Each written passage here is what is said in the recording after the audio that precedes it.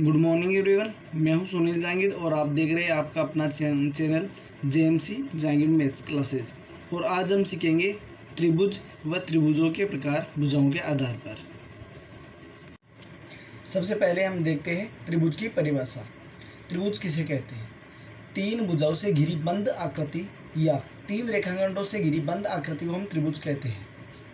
तो जैसे हमारे पास है ए बी सी, तो यहाँ पे हमारे पास तीन रेखाखंड ए बी सी व सी ए है और एक तीनों भुजाओं से घिरी बंद आकृति हमारे पास है। तो ये एक त्रिभुज है जिसे हम त्रिभुज ए बी सी लिखते हैं, त्रिभुज ए बी सी। और हमारे पास है तीन कोण, कोण ए, कोण बी, कोण सी। तो हमारे पास जो भुजाएं हैं ए बी सी और सी है, उनमें से तीनों बराबर भी हो सकती है, तीनों अलग अलग भी हो सकती है और उनमें से दो भुजाएं समान भी हो सकती है। तो हमारे पास त्रिभुजों की भुजाओं के आधार पर तीन प्रकार हो जाएंगे, जिन्हें हम कहते हैं विषमबाहु त्रिभुज, समबाहु त्रिभुज व समद्विबाहु त्रिभुज। और सबसे पहले हमारे पास है विषमबाहु त्रिभुज। तो पहला प्रकार हो गया विषमबाहु त्रिभुज।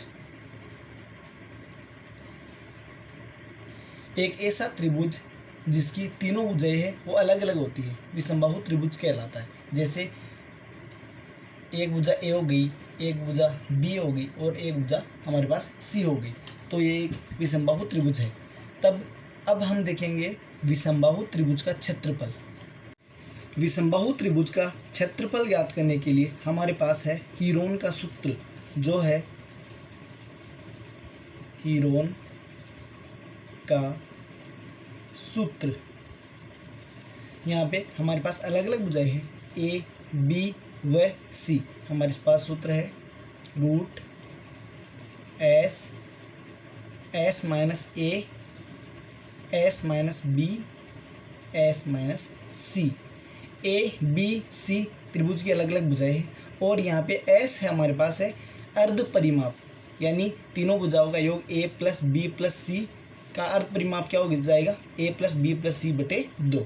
तो एस क्या है, एस बराबर अर्ध परिमाप बराबर ए प्लस बी प्लस सी बटे 2।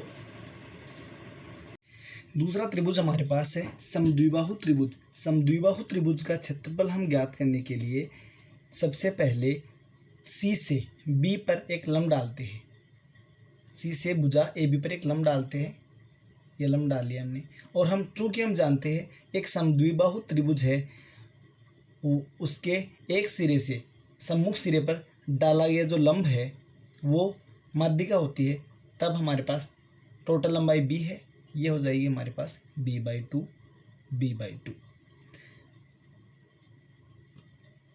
अब त्रिभुज ABC का क्षेत्रफल ज्ञात करने के लिए चूंकि हम जानते हैं त्रिभुज का क्षेत्रफल क्या होता है, 1/2 गुणा आधार गुणा ऊंचाई। हमारे पास आधार है b और इसकी ऊंचाई ज्ञात करने के लिए हम पाइथागोरस प्रमेय का उपयोग करेंगे। तो पाइथागोरस प्रमेय से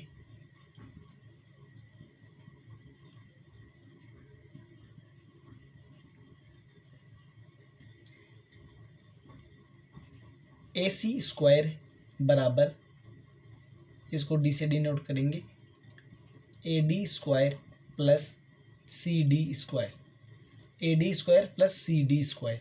हमारे पास इसकी ऊंचाई h मान लेते हैं, का मान ज्ञात करना है जो क्या है CD है, तो CD का मान ज्ञात करने के लिए AC square minus AD square हो जाएगा, AC square minus AD square बराबर CD स्क्वायर।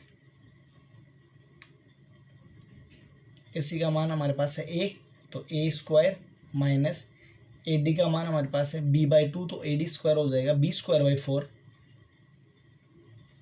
बराबर CD स्क्वायर।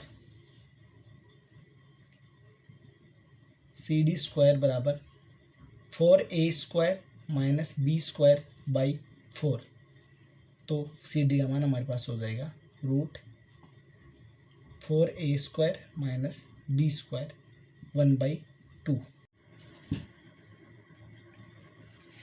क्षेत्रफल हमारे पास होता है त्रिभुज का 1/2 गुणा आधार गुणा ऊंचाई। यहाँ पे हमारे पास ऊंचाई h है, आधार है हमारे पास b है। h का मान यहाँ पे CD है जो कि 1/2 √4a² माइनस b² मान रखते हैं अपन, बराबर 1/2 गुणा आधार b गुणा ऊंचाई हो जाएगी 1/2 √4a² माइनस b² बराबर 1/4 b/4 √4a² माइनस b²। तो हमारे पास समद्विबाहु त्रिभुज का क्षेत्रफल हो गया b/4 √4a² माइनस b², जहाँ पे हमारे पास a है वो है समान भुजा और b है वो असमान भुजा है। अब तीसरा त्रिभुज हमारे पास आता है समबाहु त्रिभुज। एक ऐसा त्रिभुज जिसकी तीनों भुजाएं आपस में समान होती है समबाहु त्रिभुज कहलाता है। ए तीनों भुजाएं समान होगी तो यह त्रिभुज कहलाता है समबाहु त्रिभुज। तो हम समद्विबाहु त्रिभुज के क्षेत्रफल से समबाहु त्रिभुज का क्षेत्रफल आसानी से ज्ञात कर सकते हैं। यहाँ पे तीनों भुजाएं समान होगी तब हमारे पास होगा a बराबर b। अतः समबाहु त्रिभुज का क्षेत्रफल बराबर, यहाँ पे b की जगह हम a रख देंगे, a/4 √4a² माइनस a²। तो ये हो जाएगा a/4 √3a²।